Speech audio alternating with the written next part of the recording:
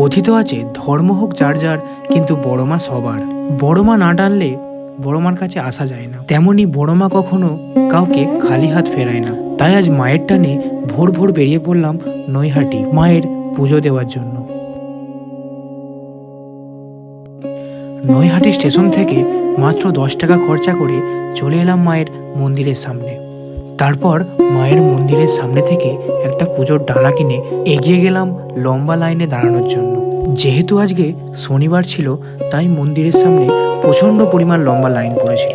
তারপর কিছুটা এগিয়ে সুন্দর মনোরম গঙ্গার ধারে কিছুক্ষণ সময় কাটিয়ে আবার লাইনে দাঁড়িয়ে পড়লাম।